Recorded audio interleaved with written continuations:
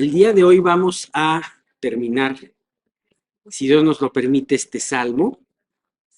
Vamos a terminar y bueno, pues esta es la sexta sesión que tenemos de este salmo. Pensaba que lo íbamos a hacer un poquito en menos tiempo, pero creo que Dios ha manejado cosas muy profundas de este salmo y a mí en lo particular me ha ayudado mucho este tiempo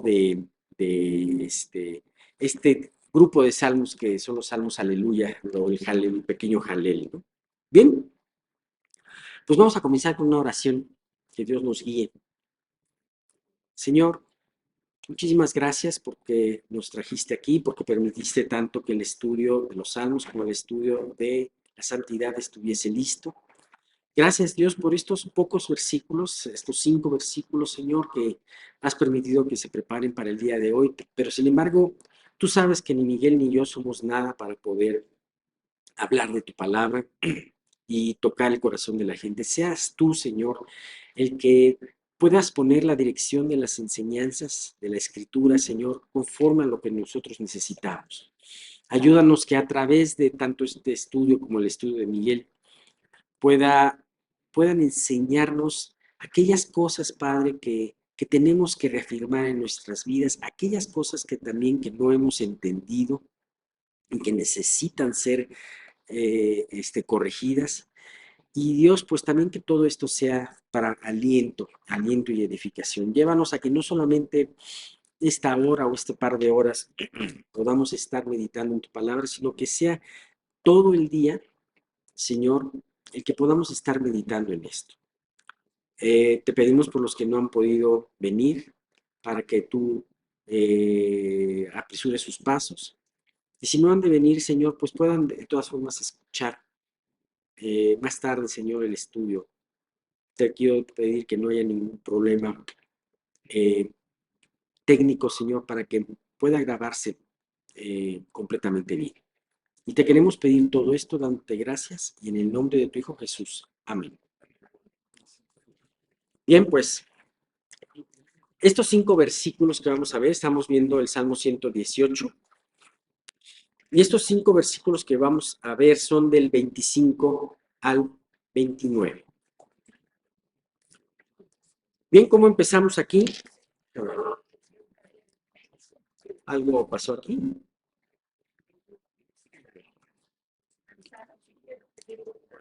Permítanme.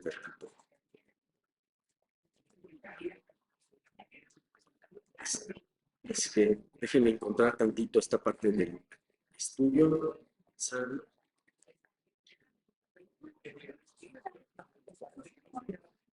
Bueno,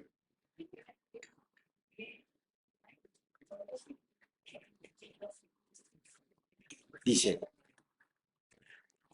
oh Jehová, entonces todos en el versículo 25 al 29, dice, oh Jehová, sálvanos ahora, te ruego, oh Jehová, que nos hagas prosperar ahora. Bendito el que viene en el nombre de Jehová. Desde la casa de Jehová os bendecimos. Jehová es Dios y nos ha dado luz. Atad víctimas con cuerdas a los cuernos del altar. Mi Dios eres tú y te alabaré. Dios mío, te exaltaré. Alabad a Jehová porque Él es bueno, porque para siempre es su misericordia. Habíamos visto la vez pasada 2 señales, 2 objetos que nos hablaban de Jesús, que era, ¿se acuerdan ustedes? ¿Cuáles eran los 2 objetos que nos hablaban de Jesús en el anterior? ¿Alguien se acuerda? Bueno, uno era la puerta. ¿Se acuerdan que hablábamos de la puerta que dicen los primeros versículos? Y el segundo era la piedra angular, la piedra que desechaban los edificadores. Ahora ha sido es piedra angular. Y bien, pues dentro de varias cosas vamos a ver el día de hoy esa tercera figura que es el sacrificio atado. Pero no sin antes ver algo muy importante. Vamos a ver, hay algo que me llamó mucho la atención y para terminar de dejar el versículo 24, en donde dice, este es el día que hizo Jehová. Nos alegraremos y nos gozaremos en él. Eso lo vimos en el versículo 24. Este es un versículo que luego nos encanta compartir en los regalos de cumpleaños, ¿no? O en alguna cosa, pero y realmente al ver el sacrificio de Jesús y al ver cómo se presenta Jesús en este salmo, pues desde luego es el día que hizo Jehová. Nos alegraremos y nos gozaremos en él. El primer Adán, a través de su desobediencia y de su pecado, trajo días tristes para nosotros.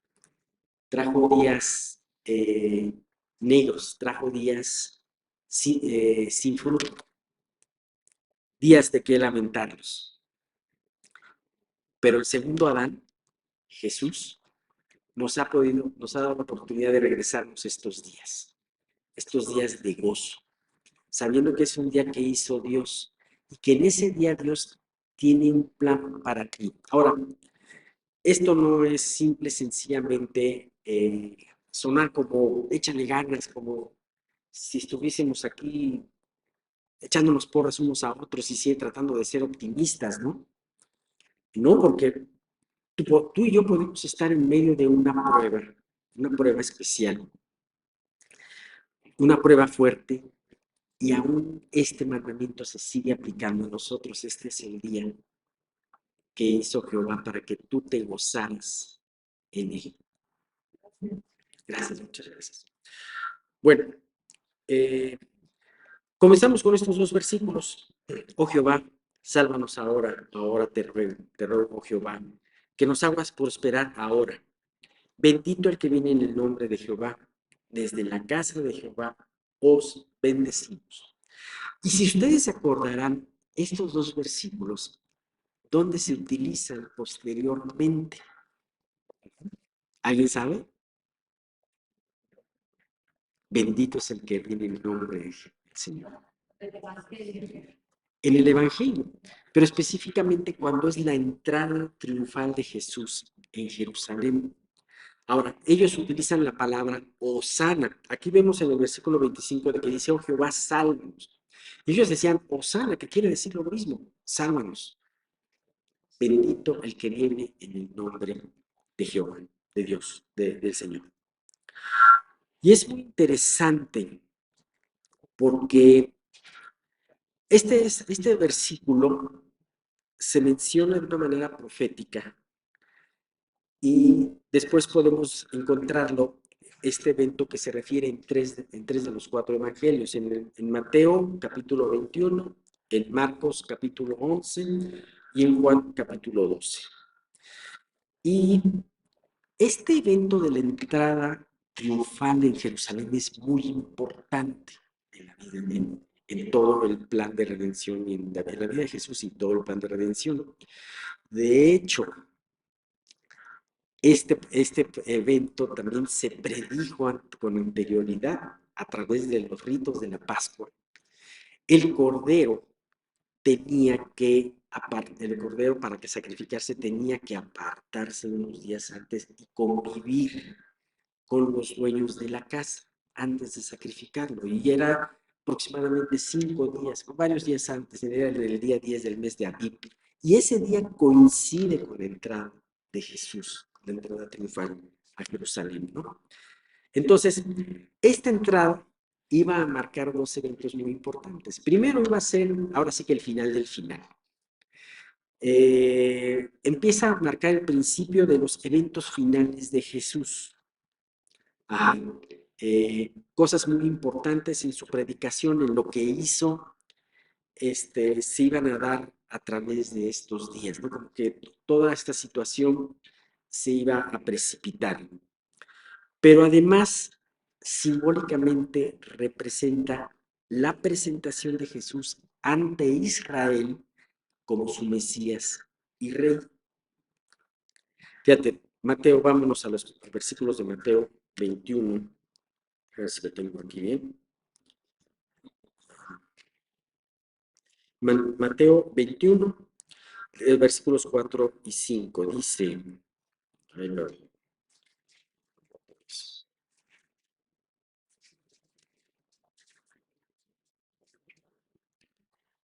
que dice, todo, dice, cuando entonces dice, todo esto aconteció para que se cumpliese lo dicho por el profeta, cuando dijo, decida la hija de Sión, he aquí, tu rey viene a ti, manso y sentado sobre una asna, sobre un pollino, hijo de animal de carga. Entonces, y esto hace referencia a un versículo al profeta Zacarías, que hizo una profecía 400, 500 años antes. En Zacarías 9:9 aparece, alégrate mucho, hija de Sión, da voces de júbilo, hija de Jerusalén. He aquí tu rey vendrá a ti, justo, salvador y humilde. Encontramos en estos dos versículos manso y humilde, ¿no? Aquí salvador y humilde, y cabalgando sobre un asno, sobre un pollino de asno. Entonces, imagínate la escena. Jesús toma un pollino, entra a Jerusalén y la gente empieza a tomar espontáneamente este salmo y dice, bendito el que viene en el nombre, Osana, bendito el que viene en el nombre del Señor. Pero ¿cómo entró Jesús? En un asno, humilde y manso. En su segunda venida no va a ser así. En su segunda venida vendrá en un caballo. Pero aquí venía en son de paz. Venía también mostrando lo que siempre mostró desde el inicio de su estancia aquí en la tierra. Jesús mostró en su primera venida una forma humilde y mansa de venir. Y lo podemos encontrar desde su nacimiento. Él no nació en un gran hotel, él no nació en un palacio. Tampoco le interesaba hacerlo, sino a él le interesaba enseñarnos su mansedumbre y su humildad. Nació en pesebre, en el peor lugar que podríamos pensar que podía haber nacido, casi casi comparable a un basurero. Vemos cómo su familia también era una familia que no era una familia de potentados, a pesar de ser la familia, podríamos decirle la familia real. A mí hay un aspecto que me llama mucho la atención. Cuando van a presentar al pueblo, al templo a Jesús, eh, José y María, ellos no lo presentaron con un becerro, como hubieran podido presentarlo en muchas familias ricas. No lo presentaron también o con un cabrito, ¿no? Sino lo presentaron con la ofrenda de de los más humildes, ¿no? A veces nos podemos quejar muchas veces y decir, Señor, es que no me alcanza, es que merezco más, ¿no? No, no, ¿sabes qué? El Rey de Reyes lo presentaron en el templo con unas tórtolas y unos palominos. Es impresionante esa humildad y esa mansedumbre. Cuando Juan estaba bautizando, se admiró de ver a Jesús que iba a ser bautizado por Juan, el Rey de Reyes, la razón de la vida de Juan. Tenía que ser bautizado por Juan. Juan se lo opuso, dijo, no, no, no te voy a bautizar, tú eres el que me tienes que bautizar a mí. Y entonces Jesús dijo, no, es necesario que se cumpla toda la escritura. Y así podríamos ver varios ejemplos, y en este ejemplo entra no como un rey con un gran séquito, con un potentado, tratando de hacer un desfile que hoy en día lo podemos ver todavía, ajá, tratando de hacer un desfile impresionante, sino como un rey manso y humilde. Sin lugar a dudas, si reflexionamos en este comportarse de nuestro Señor, desde su nacimiento hasta su muerte, esta actitud de nuestro Señor nos enfrenta a un terrible orgullo que tenemos todos nosotros. Y orgullo que se manifiesta muchas veces en nuestro andar diario, en donde muchas veces lo que menos mostramos es humildad y mansedumbre en la forma como reaccionamos a lo que nos rodea. Sí, tú dirás, oye, pero ¿cómo sé esto? ¿Cómo? Tampoco muchas veces denotamos un carácter de servicio. ¿Cuántas veces pensamos en nuestro interior de que estamos aquí para que, no para servir, sino para que nos sirvan. ¿Cuántas veces pensamos aquí que tenemos menos de lo que merecemos? ¿Cuántas veces, por ejemplo, nos enfrentamos a un mesero que nos atiende mal, un empleado que no hace su trabajo, un cajero? Y entonces nuestra forma de tratarlo es despiadada. ¿Cómo lo trataría Jesús? Claro, cuando hay que señalar que algo está mal, pues hay que señalarlo, ¿no? Pero muchas veces nuestra forma de enfrentar todos esos pequeños detalles habla mucho de la actitud con la que andamos diariamente. Cuando tú ves la actitud de Jesús, dices, caray, realmente, Señor, perdóname, porque grande es mi orgullo. Y bien, pues, viendo todo esto, él entró como manso y humilde y la gente le decía, bendito el que viene en el nombre de Jesús. ¿Y sabes qué? Esto no solamente lo decían la gente mayor, sino especialmente lo decían los jóvenes, esa generación de jóvenes y de niños que estaban ahí, lo decían y lo alababan. Y, y era tanto lo que hacían que hasta los mismos fariseos se molestaban y le decían al Señor, oye, calla a estos niños, calla, ¿ya ves lo que dicen de ti? Y bueno, pues vemos cómo es importante meditar en todo esto. Y a mí me sorprende mucho la escritura, cómo con tanto tiempo de antelación se habla de precisamente esta frase que pronunciarían y que se aplicaría a Jesús. Bendito el que viene en nombre del Señor. ¿Y quién venía en el nombre del Señor? El mismo Señor, el mismo Jesús. Vamos a pasar versículo 27 y 28. Jehová es Dios y nos ha dado luz. Qué versículo tan bonito, nos ha dado luz. Y después de eso dice, atad víctimas con cuerdas a los cuernos del altar.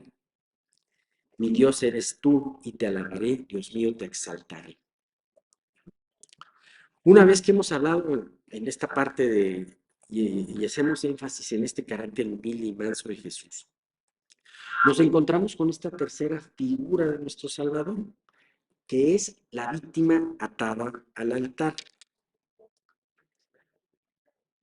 Bien, después de que Jesús fue recibido en Jerusalén con grandes ovaciones, con mantos y ramas, en ese tiempo, por eso les decía que era el principio del fin, era el principio de esos eventos finales de Jesús, él seguiría en Jerusalén mostrando de una manera contundente su luz, su hermosa luz. Y esa luz alentaría mucho a los que creían en él, pero también esa misma luz molestaría e irritaría a sus enemigos. Fue en ese tiempo en donde Jesús tuvo las mayores confrontaciones con las autoridades religiosas que no lo querían aceptar. Y fue en ese tiempo en donde la luz de Jesús expondría más las tinieblas en las que vivían los gobernadores y mucha de la gente que vivía ahí. ¿Qué significa esta víctima atada a los cuernos del altar? Muchos de nosotros ya lo conocemos. Es una figura del sacrificio de Jesús y es una figura tan antigua como los tiempos del Génesis. La primera referencia que vemos de una víctima sacrificada fue con Abel. Entonces, no solamente fue de Moisés, sino nos podemos ir muchos, pero muchos años antes de Moisés, con Abel. Y a mí me llama mucho la atención, días después de que Jesús entrara como ese rey manso y humilde y la gente lo ovacionara, él voluntariamente se ofrecería a ser atado y sacrificado. Y escúchenlo muy bien, voluntariamente. Este gran rey, Jesús, mucho más fuerte que Sansón, mucho más poderoso que Sansón. Ustedes se acordarán que Sansón varias veces lo ataron y se hacía como topa quemadas sus cuerdas, ¿no? Bueno, pues este rey es infinitamente más poderoso y fuerte. Pues bien, este rey mostraría su mayor prodigio de amor y poder que alguien podría hacer dejándose atar y conducir a su muerte voluntariamente. Y él se mostraría tan vulnerable como ese animalito atado a los cuernos del altar. Pero ¿sabes qué? Aquí hay una verdad muy hermosa. Gracias a que Jesús se dejó atar, nosotros pudimos ser desatados. Gracias a que Jesús se dejó encadenar, se dejó clavar, nosotros tuvimos la oportunidad de dejar, de poder ser librados, desatados, desclavados del pecado que nos asedia y que nos lleva inminentemente al infierno. Así que, gracias a que Él se dejó atar, nosotros somos libres, como lo dice Romanos 6:18. Y libertados del pecado, libertados del pecado, vinisteis a ser siervos de la justicia. Ahora, aquí te habla de otra cosa. Yo te dije hace ratito, gracias a que porque Él se dejó atar, tú pudiste ser desatado de tu pecado. Pero una vez siendo desatado de tu pecado, es importante que tú te vuelvas a atar a tu pecado, desde luego, ¿no? Sino que te puedas atar a la justicia, que te puedas atar a Jesús. Por eso dice, libertados del pecado, viniste a ser siervos de la justicia. ¿No? Siempre vamos a ser siervos. ¿Pero qué prefieres? ¿Ser el siervo de un señor tirano, como es el pecado, como es tu carne, como es Satanás? ¿O ser liberado de estos siervos tiranos y ser atado a un Señor bueno, como nunca, como nadie, como vamos a terminar como lo hemos repetido varias veces en este mismo salmo, ¿no? Pues bien, así como nuestro Redentor se ató de una manera voluntaria, por amor a nosotros, Él también espera de nosotros que seamos atados a Él en amor y de una manera voluntaria. Romanos, y esto lo avala dos versículos, Romanos, que ya lo conocen muy bien ustedes, Romanos 12:2. Así que, hermanos, os ruego por las misericordias de Dios, que presentéis vuestros cuerpos en sacrificio vivo, santo, agradable a Dios, que es vuestro punto racional. Que tú seas ahora la víctima atada. Gálatas 2:20. Con Cristo estoy juntamente crucificado y ya no vivo yo, mas vive Cristo en mí. Y lo que ahora vivo en la carne, lo vivo en la fe del Hijo de Dios, el cual me amó y se entregó a sí mismo por mí. Entonces, si ya fuiste desatado, si no has sido desatado, cree en el sacrificio de Jesús. Pídele a Dios que te muestre en qué no estás creyendo, en qué no estás entendiendo, para que puedas ser desatado. Pero si ya fuiste desatado, ¿por qué persistes en volverte a atar a aquello que no te hacía feliz? Bien, terminamos con el versículo muy conocido para ustedes en el versículo 29. Alabad a Jehová, porque Él es bueno, porque para siempre es su misericordia. Y terminamos este salmo justo con la frase con la que empezamos. Ustedes se darán cuenta. Y al poder estudiar toda esta hermosa oración, casi ni nos hemos dado cuenta que hemos dado una caminata, un recorrido de 360 grados, en donde nos pone otra vez en el lugar donde comenzamos. Al principio usamos estas dos frases, porque Él es bueno, porque para siempre es su misericordia. Y ahí el salmista lo hizo como una anticipación de lo que iba a venir en todo el salmo, estos dos atributos de Dios. Bueno, ahora el salmista lo pone aquí al final como un resumen de todo lo que vimos acerca de Dios con el trato del salmista y con el trato para con nosotros.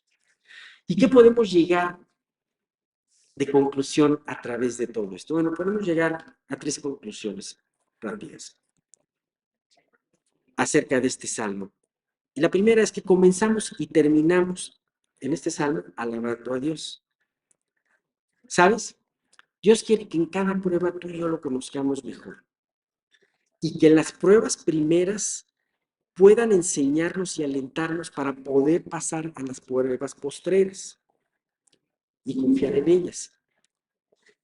Si en el principio de nuestra prueba nos acordamos de las liberaciones de pruebas anteriores, entonces podemos empezar desde el inicio de la prueba a alabar a Dios por su futura liberación, por la paz, a pesar de que esta todavía no haya llegado y a pesar de que esta todavía esté lejos. Bueno, esa es la primera. La segunda, su bondad, hablando de por qué Él es bueno. Ajá. Y su bondad se vio en todo el recorrido. Y no importa si en un momento determinado el salmista habló de la disciplina y el castigo de Dios para con él. O no importa que hablemos de lo cruento que puede ser el sacrificar una víctima en el altar. Así también nuestras vidas, aunque pasemos por valles oscuros, en donde abunda esa incertidumbre, en donde Dios aparentemente puede estar lejano, en donde no tenemos una respuesta a nuestras oraciones, aún así no podemos dejar de confiar en su bondad infinita.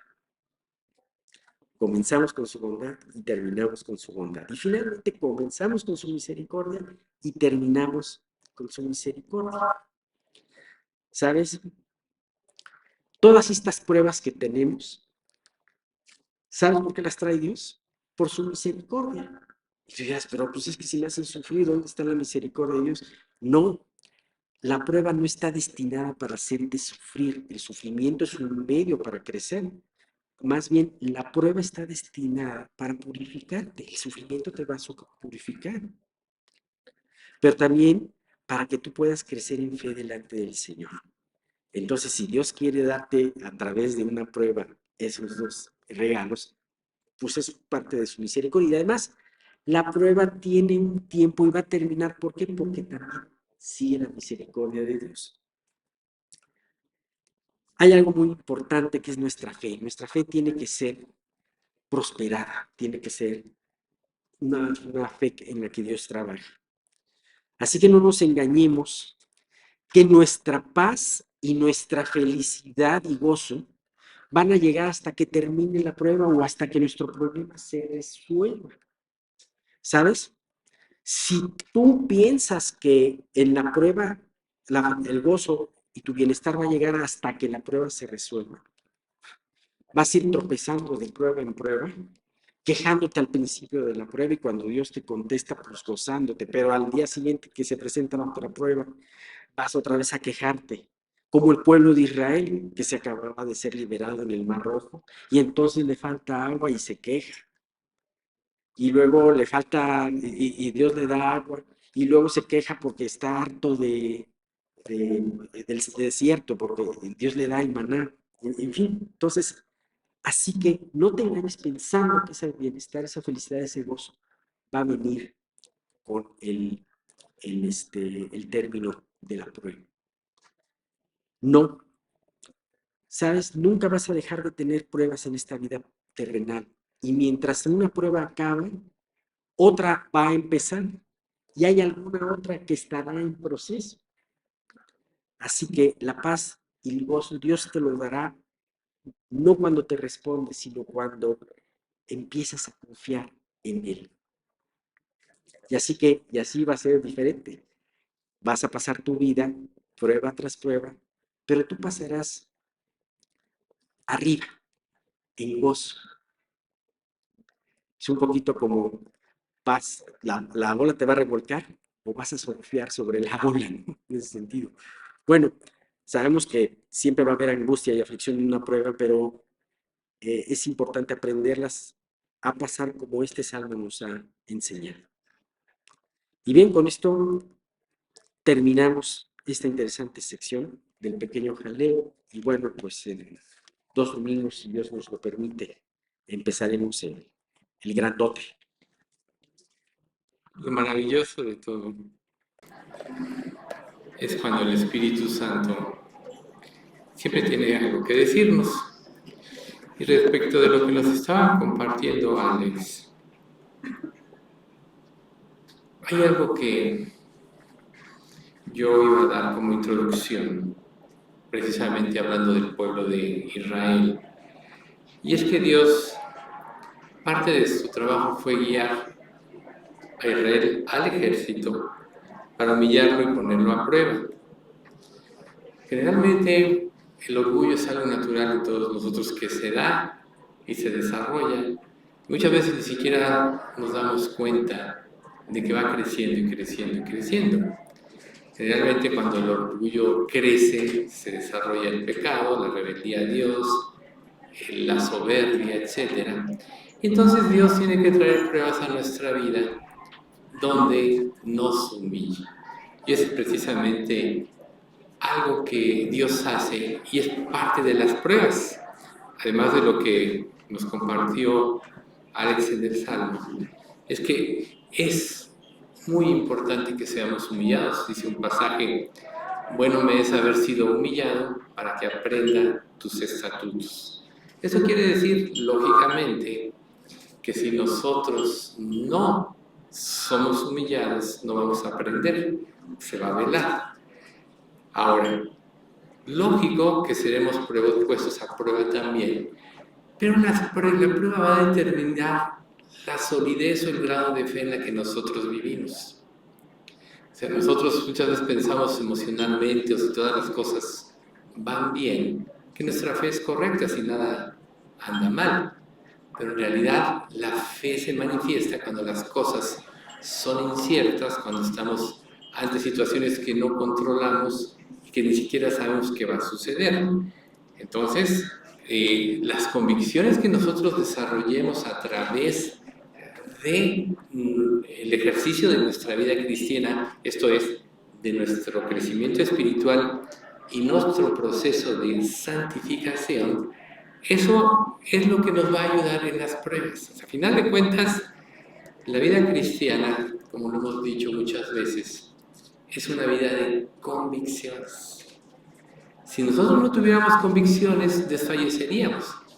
Y sobre todo esta generación, en este tiempo, va a enfrentar pruebas muy difíciles que van a ir creciendo, que ya estamos prácticamente en el fin de los tiempos, se están iniciando los dolores de parto, y bueno, nosotros sabemos que la voluntad de Dios es buena, es agradable y perfecta, pero si nosotros no vivimos en convicciones, cuando vengan las pruebas vamos a caer, ¿sí? Una prueba tiene como propósito, y esto enfocado a nuestro estudio, de ayudarnos a morir a nosotros mismos, a matar nuestra suficiencia, a matar lo que pensamos que somos. ¿Por qué?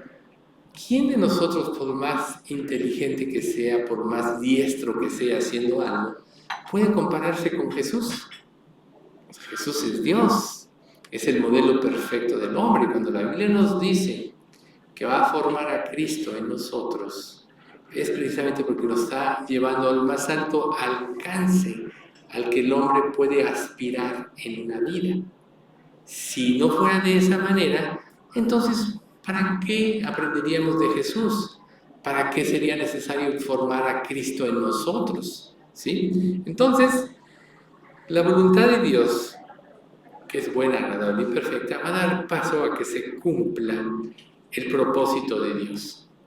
Vemos un ejemplo múltiples veces citado de cuando Dios le dice a Abraham, el hijo de la promesa, ve y sacrifícame a tu hijo.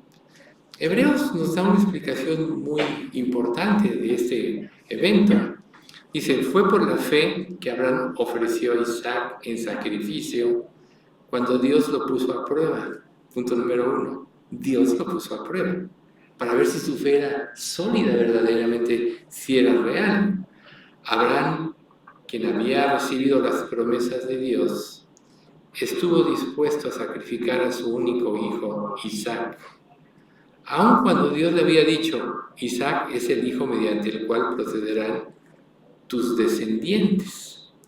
Abraham llegó a la conclusión de que si Isaac moría, Dios tenía el poder para volverlo a la vida.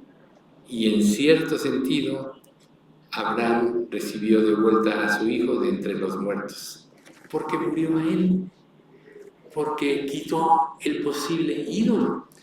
Muchas veces nosotros, de las bendiciones que Dios mismo nos da, podemos llevar a cabo ídolos de una circunstancia o una situación, pero Dios no va a compartir su gloria con nadie, y Él, en la vida de un hijo suyo, siempre va a trabajar para destruir los ídolos que hayan en nuestra vida.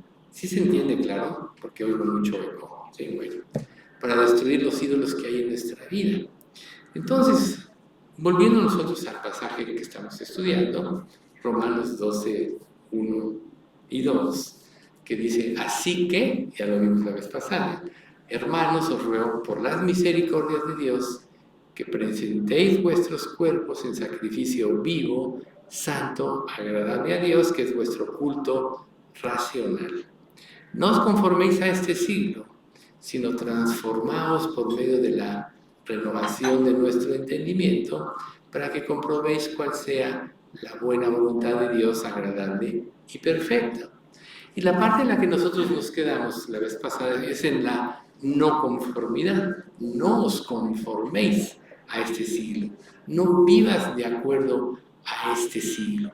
¿Sí? Nosotros sabemos que este mundo, este sistema de pensamiento está prácticamente formado por Satanás, para que el hombre se rebele contra Dios, para que el hombre caiga en una falsa adoración y en idolatrías. Pero muchas veces en esta no conformidad puede haber confusiones. Por ejemplo, en esta vida hay muchas personas rebeldes a la sociedad, ¿no? Que dicen: ¿por qué yo me he de acoplar a este sistema? Y luchan contra el sistema y quieren romper todas las reglas, inclusive se aíslan. Y se puede hablar de muchas cosas de no conformidad. Pero aquí lo que Dios quiere que nosotros notemos es precisamente aspectos más profundos, por ejemplo, como hablar, como el chisme, como la lengua, como ser íntegros en lo que pensamos o nosotros hacemos, ¿sí? En mostrar de una manera no fabricada por nosotros o en nuestro propio esfuerzo, sino en el fruto del Espíritu, por medio de la acción del Espíritu Santo en nosotros. Nosotros ya sabemos que el fruto de la carne es fornicación, adulterio, lascivia, pleitos, celos, iras, contiendas, disensiones, herejías, orgías y cosas semejantes a estas. Y también conocemos en el mismo capítulo 5 de Gálatas el fruto del Espíritu, que es amor, gozo, paz, paciencia, benignidad, bondad, fe, mansedumbre y templanza o dominio propio. Esta parte del fruto del Espíritu verdaderamente los produce el Espíritu Santo. Cuando alguien depende y aprende a vivir bajo la guía de Dios, no los puede producir ningún ser humano. Entonces, nosotros no debemos caer en el error de los fariseos. Primero, que ellos solo actúan superficialmente, nunca fueron al fondo de algo. Dios quiere que nosotros, en nuestra relación con Dios, en nuestra lectura de la Biblia, en nuestra doctrina, vayamos más al fondo. Se puede hablar de muchas cosas y hay muchos sermones que exponen muchas cosas de cómo tratar, cómo hacer, etcétera, cómo vencer. Pero nosotros vemos que hay pocas enseñanzas acerca, por ejemplo, de la codicia, de la envidia y todo ese tipo de cosas que a veces nosotros las podemos tener y las dejamos ahí y podemos concentrarnos en otras cosas pensando que somos buenos creyentes, cuando en realidad el Espíritu Santo en nosotros, por medio de la palabra de Dios, tiene el propósito de desenmascarar, como dice Hebreos 4:12, lo más profundo del alma y del espíritu, de las coyunturas y de los tuétanos, y nos ayuda a discernir las intenciones y los pensamientos del corazón. Es en lo profundo donde viene el cambio, no en la vida superficial. Y vivimos en una sociedad donde, pues, el mismo progreso y todo nos hace tener todas las cosas casi a la mano.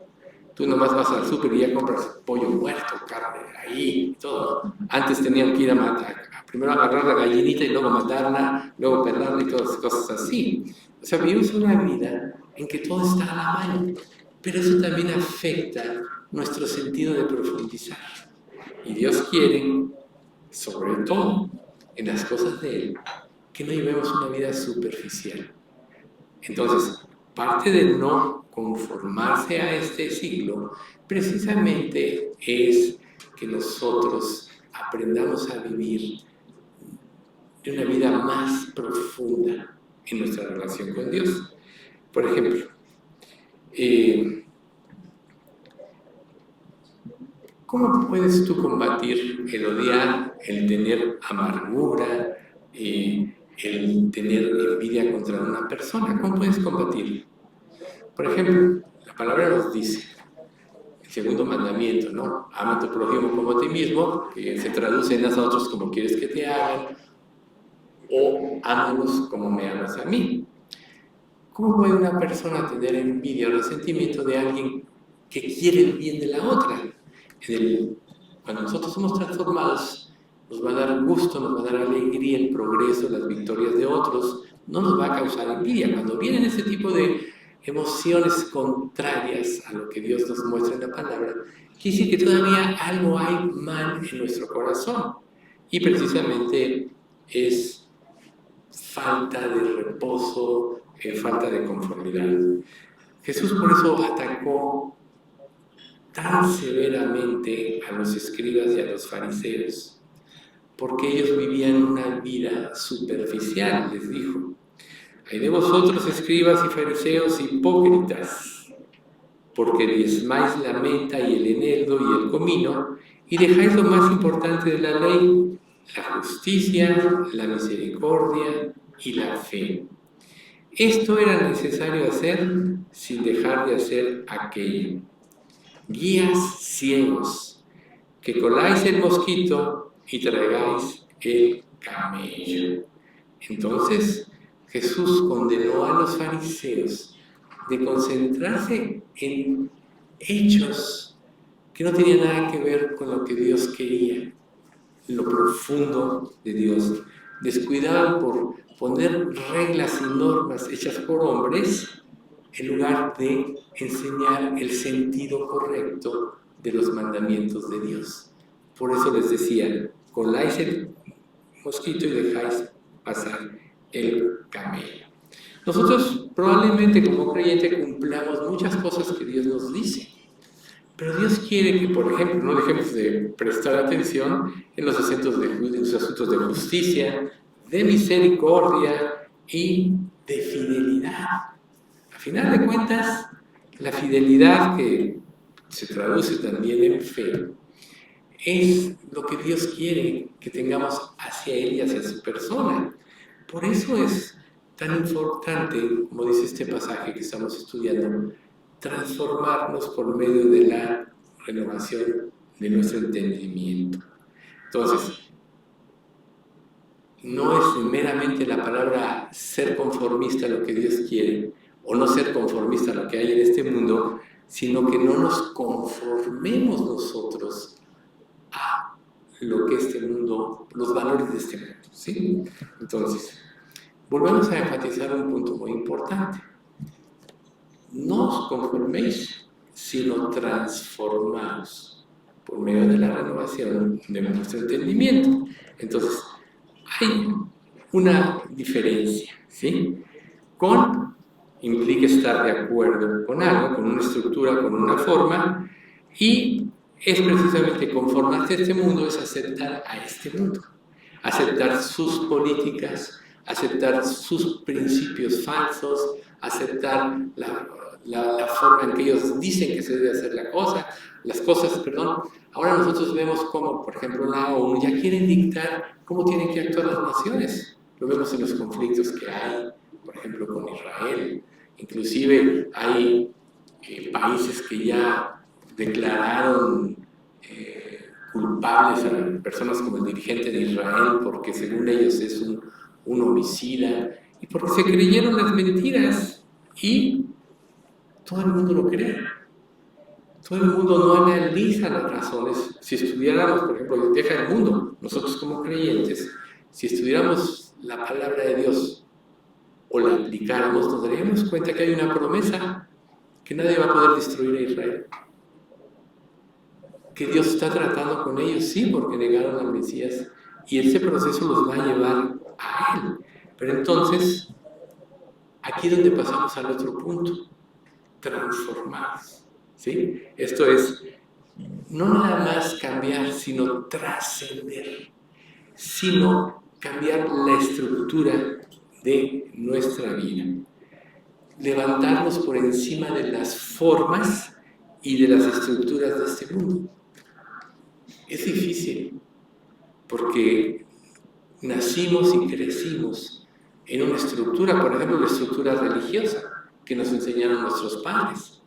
O sea, nosotros la traemos arraigada porque desde que teníamos uso de razón nos decían cosas. No digo si es que era una familia religiosa, hay familias que no lo son.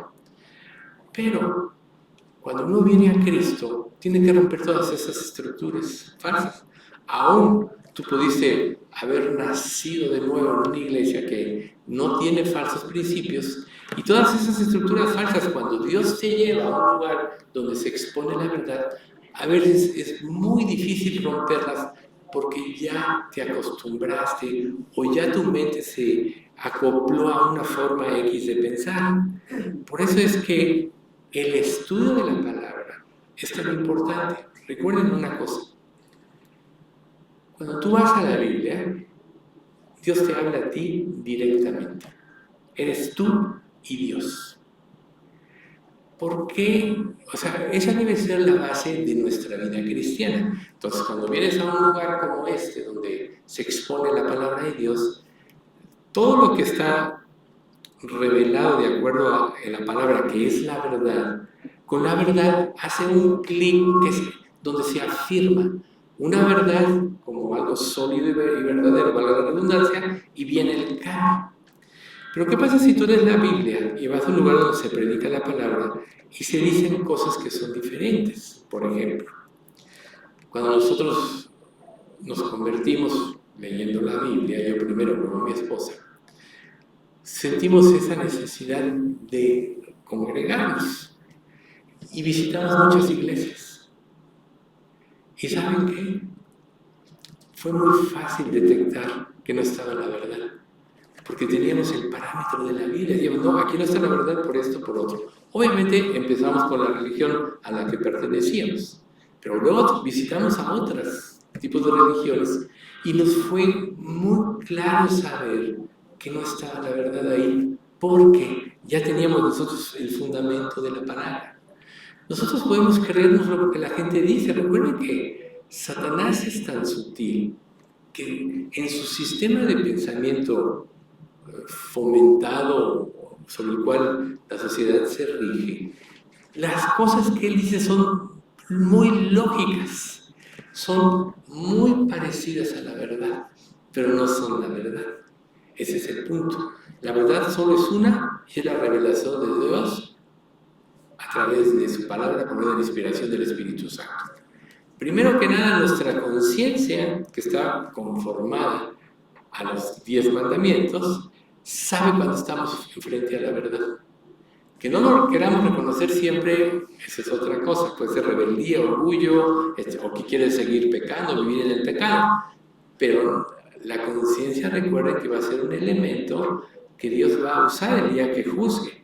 Romanos 2:15 en adelante, mostrando la obra de la ley escrita en vuestra conciencia, dando testimonio de vuestros razonamientos y acusándonos o defendiéndonos en el día en que Dios juzgará por Jesucristo los secretos de los hombres.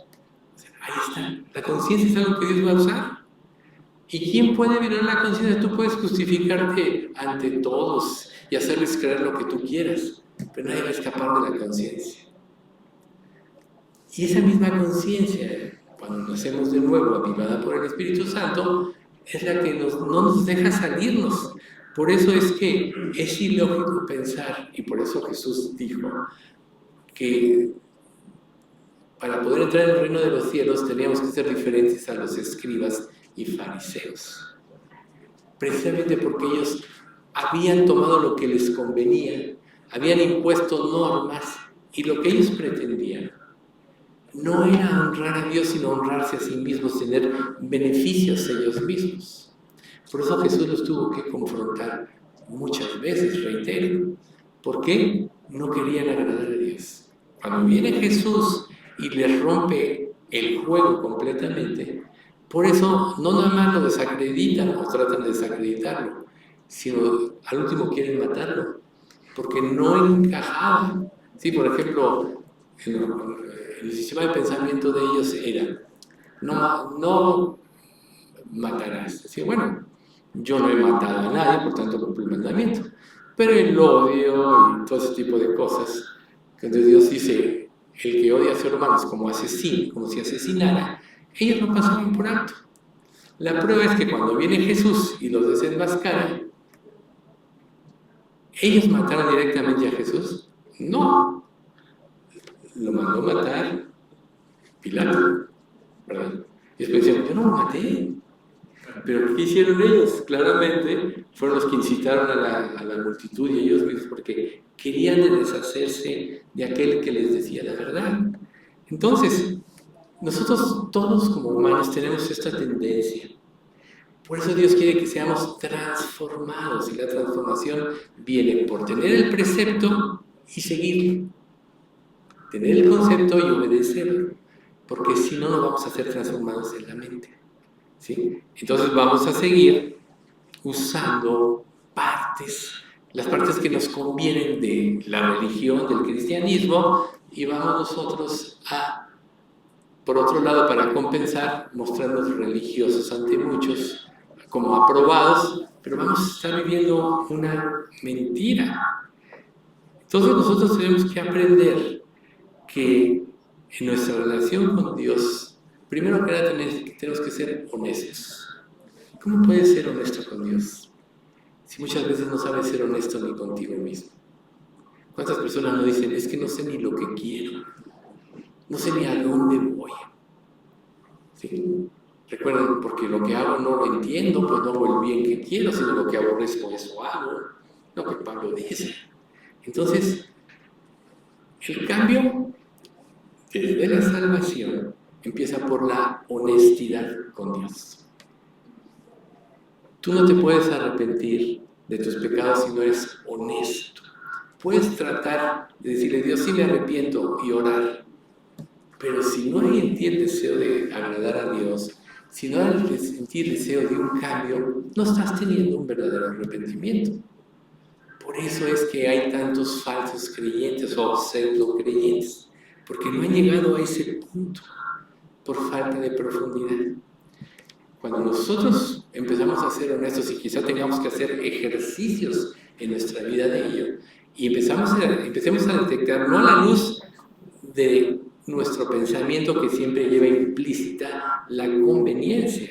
Recuerden lo que Jesús le decía a los fariseos, vosotros sois los que os justificáis a vosotros mismos delante de los hombres, pero Dios conoce vuestros corazones. Porque lo que los hombres tienen por sublime delante de Dios es abominación. Imagínense ustedes. Entonces todos tendemos a justificarnos a nosotros mismos, y ese es algo que nos impide el verdadero arrepentimiento. Por eso es que tenemos que presentarnos de una manera abierta, honesta con Dios. ¿Sí? Y cuando nosotros empezamos a ser honestos a Dios y empezamos a desenmascarar nuestros falsos propósitos, es precisamente cuando, reconociéndolos, podemos empezar a someternos a su voluntad. Porque no negarás que aún con tu vida cristiana siempre quieres seguir tu camino. Es muy natural en el ser humano. Pero desenmascarar los propósitos es decir, a ver, Estoy pensando esto, ¿cuál es el motivo? ¿A dónde quiero llegar? ¿Qué pretendo recibir? Por ejemplo, una relación interpersonal. Hoy más que nunca las relaciones interpersonales son totalmente superficiales por lo mismo. Porque un hipócrita o deshonesto con otro hipócrita deshonesto. ¿Y dónde está la verdad? Pero cuando nos enfrentamos a la verdad, entonces todo se desenmascara. De ahí la importancia de ser guiados por Dios. Pero cuando somos guiados o influenciados por este sistema de pensamiento mundial, pasa algo muy importante. Viene confusión. Confusión. Y un vacío insaciable. Entonces hay creyentes que pueden estar confundidos por esto, porque se dejaron influenciar o que habían escapado de esa vida y entraron en confusión. Lógico. Si ya eres salvo, tú ya tienes la ley de Dios grabada en tu corazón, ¿no? Ya tienes el Espíritu Santo en ti. Siempre que te salgas de la voluntad de Dios, vas a entrar en confusión. Piensa, ¿por qué no salimos de la voluntad de Dios? Porque queremos hacer nuestra propia voluntad. ¿Por qué no seguimos los mandatos de Dios? Porque queremos complacer nuestros propios deseos egoístas. Y eso nos lleva al pecado, lógicamente. ¿Cómo vas entonces a detectar tú, o cómo vas a transformar tu pensamiento si quieres, sobre una falsa estructura, quieres seguir edificando? Se tiene que romper la estructura falsa. Se tiene que destruir todo lo sembrado. Por eso es transformados por medio de la renovación de nuestro entendimiento. Esto es levantarnos por encima de, ¿sí? Ir a un estilo de vida diferente, más elevado. Por eso Dios dice, versículo que todos conocemos, no améis al mundo, ni las cosas que están en el mundo, si alguno ama al mundo, el amor del Padre no está en él, porque todo lo que hay en el mundo, los deseos de la carne, los deseos de los ojos y la vanagloria de la vida no procede del Padre, sino del mundo. Y el mundo pasa y sus deseos, pero el que hace la voluntad de Dios permanece para siempre. Quien no se conforma al mundo, le pasa algo muy importante. Empieza a caminar a un llamado de una excelencia trascendente, o sea, va a trascender el sistema de pensamiento totalmente obsoleto. Es muy fácil comprenderlo ahora con la tecnología, ¿sí? Está cambiando y evolucionando tanto que en poco tiempo, y por ejemplo los celulares, ya son obsoletos. Las computadoras en pocos años, yo diría muy pocos años ahora, ya son obsoletas. Por eso tienes que estar renovando y renovando y renovando.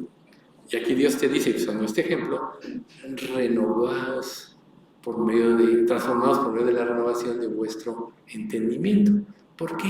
No te puedes quedar estancado con una manera de pensar obsoleta. Pero para ser transformado se requiere de algo que no siempre todos tenemos.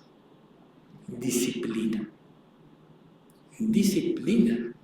Disciplina en tu lectura de la Biblia, en tu búsqueda de Dios, en meditar en las palabras, en tus tiempos de oración. Se requiere disciplina y una rigurosa búsqueda del reino de Dios.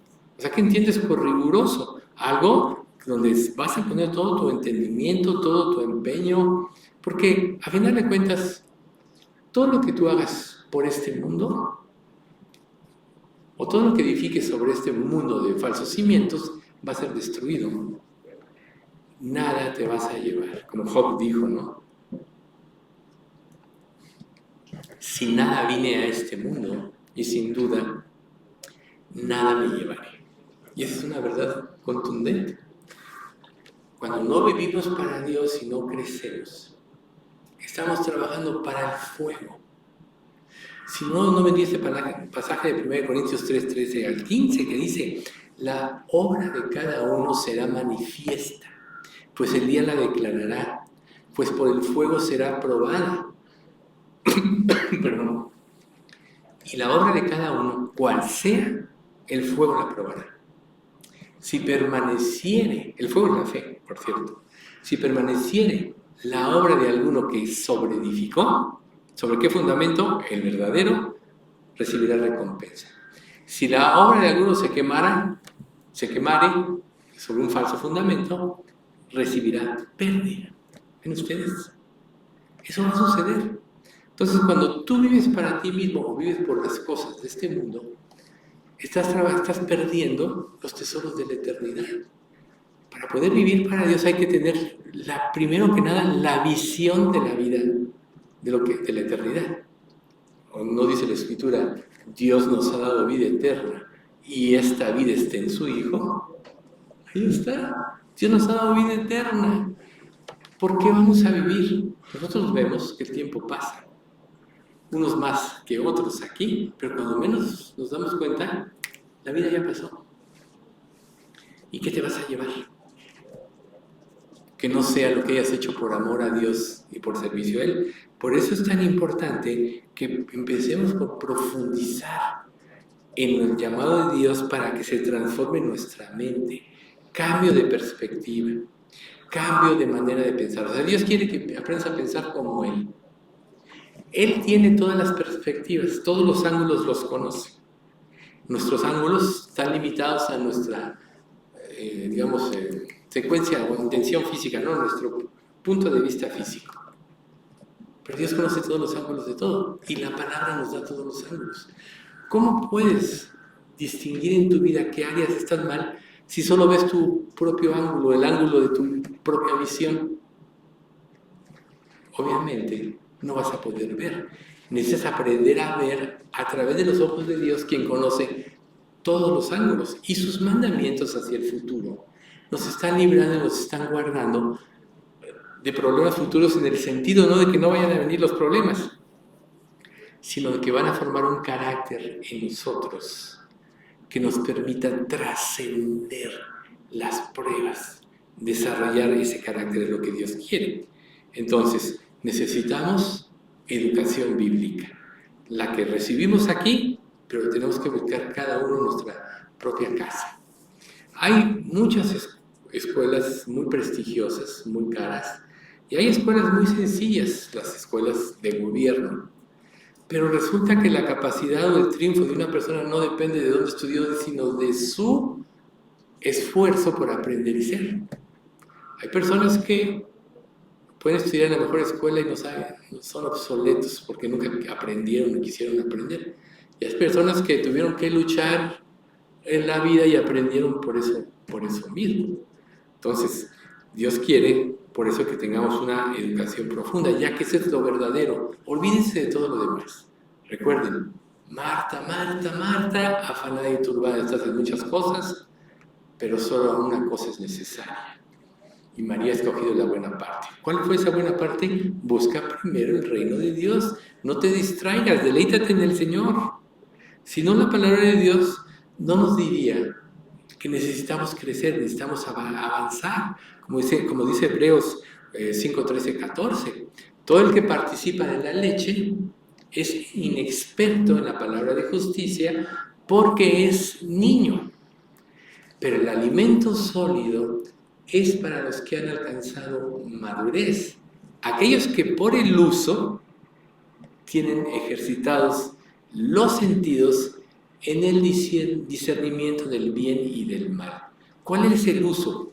Conocer y hacer, practicar, obedecer, seguir. Si yo pienso de una manera y Dios me muestra una forma diferente, entonces transformarme es obedecer lo que Dios dice y automáticamente mi pensamiento cambia y mi visión espiritual aumenta.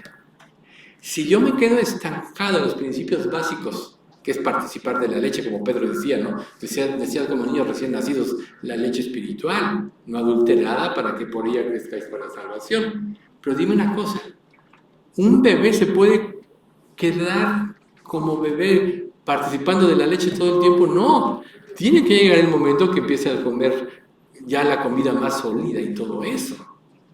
Y es lo que Dios quiere, que no nos quedemos estancados en una vida espiritual básica, en la leche espiritual, porque no vamos a crecer, porque vamos a ser víctimas de las circunstancias. Dios quiere que profundicemos, que renovemos nuestro entendimiento, ¿sí?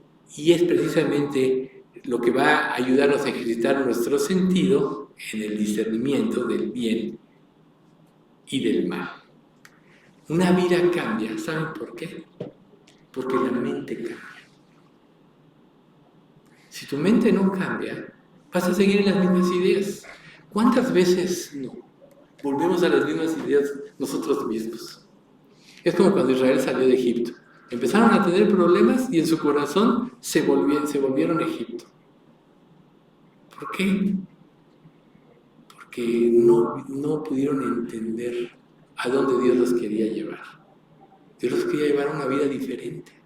Y tuvo que quitarles todo, sobre lo cual estaba su gozo.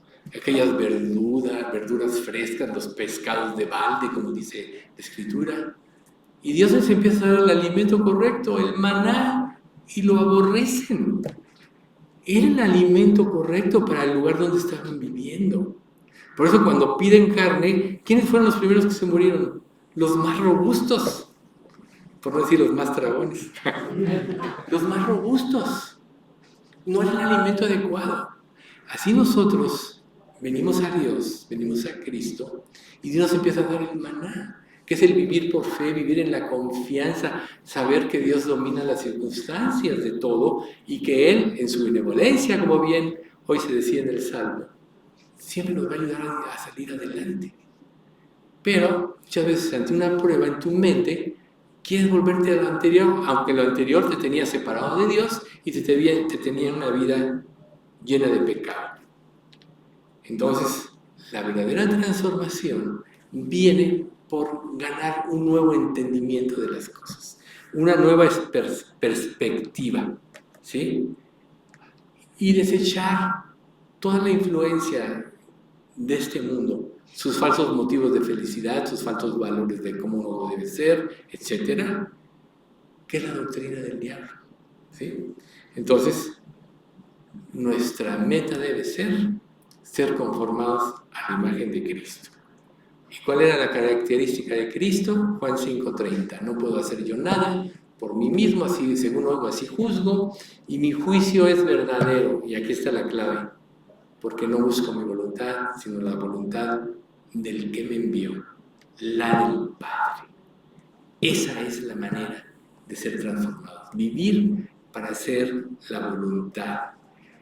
Por eso Pablo, cuando se presenta con los Gálatas, les dice, y los Gálatas fueron instruidos en la verdad, en la sana doctrina, y de repente vienen falsos maestros que los querían esclavizar, y Pablo les dice, oh Gálatas insensatos, ¿quién os fascinó para no vivir en la verdad? ¿Acaso no se presentó Cristo claramente ante vosotros?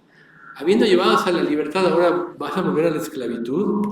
¿Cuántas veces nosotros podemos estar cayendo en esto? Dios nos muestra una vida y nuestra falta de transformación mental nos lleva a la anterior. Por eso es que la meta es que Cristo sea formado en nosotros. Ya no eres tú, ya no vivo yo, más vive Cristo en mí, como dice Gálatas 2:20, ¿no? Ya no vivo yo, más vive Cristo en mí. Así es como tenemos que vivir. Entonces les voy a compartir ese pasaje de 2 Corintios 3:16-18 que dice, en cambio, cuando alguien se vuelve al Señor, el velo es quitado, lo que nos impide ver correctamente.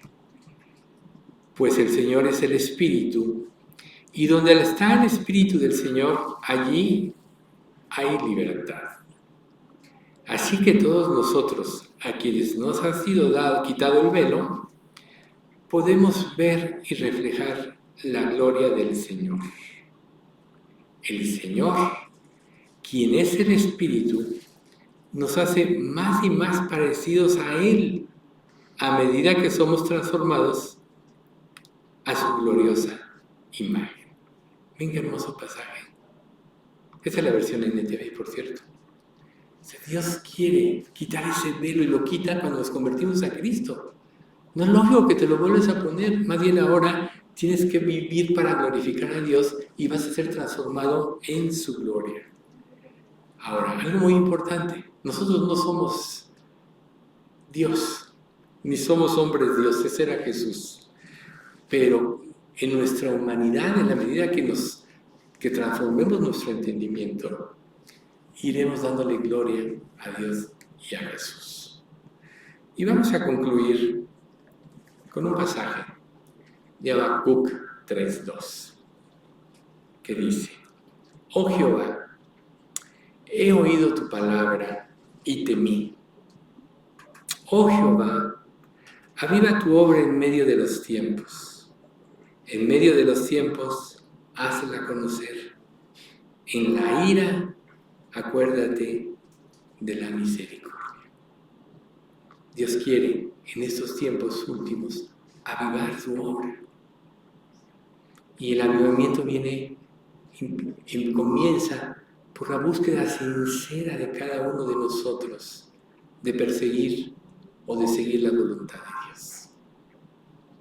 Si dejamos de vivir en el egoísmo y empezamos a vivir para Dios verdaderamente, vendrá ese avivamiento por el cual hemos orado. Así empieza siempre la reunión de oración del miércoles de fin de mes, por un avivamiento. Pero qué tan dispuestos estamos a ser transformados por medio de la renovación de nuestro entendimiento. Bien, la próxima vez vamos a estudiar maneras de pensar como Cristo. Vamos a dar gracias. Padre bendito, te queremos agradecer mucho por este estudio. Gracias por todas las enseñanzas que nos das a través del estudio de los salmos, a través de este estudio de la santidad de Dios. Sabemos, Padre, que solo tú eres santo, solo tú eres perfecto.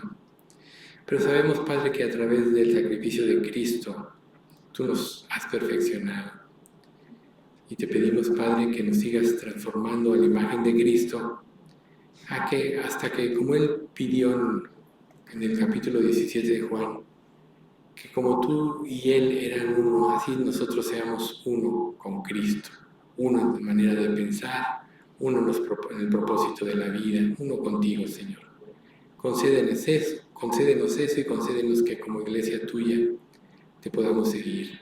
También, Señor, te rogamos por aquel o aquellos que todavía no te conocen, que no se han arrepentido debidamente, quizá por no entender lo que tienen que hacer con precisión, que tú los ilumines y los lleves a ese verdadero arrepentimiento para que puedan ser transformados también a la imagen de tu Hijo. Guarda nuestra iglesia, Señor, guárdanos, danos salud, manténnos en paz, sobre todo con la mente y los ojos puestos en ti. Padre, también te queremos pedir mucho por este proceso electoral que ya se va a dar ahora el primer domingo de junio, que tú inclines el corazón de este pueblo a votar por quien tú ya elegiste, Señor. Sabemos, Padre, que solo tú sabes el futuro y la manera de pensar de cada persona, y sabemos que nadie es perfecto, por lo cual aludimos que ninguno de los candidatos es perfecto.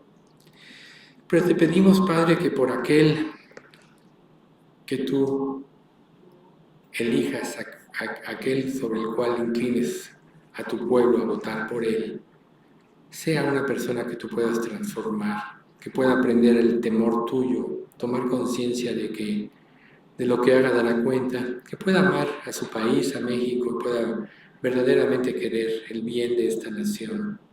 Señor, te pedimos por este tipo de presidente, que esté dispuesto a luchar contra el mal, contra el narcotráfico, Señor, y que tú, Señor, una vez electo, esté tu sombra sobre él. Señor, sabemos que influiste a personas incrédulas como a Ciro, como a Darío, y otros muchos que ayudaron al cumplimiento de tu voluntad. Pues así, Señor, esta persona que sea la electa, la que tú elijas. Señor, tú primero te pedimos que te pueda conocer y que ella pueda ser sensible a tu voz y a tu voluntad. Todo esto en nombre de Cristo Jesús, te lo pedimos.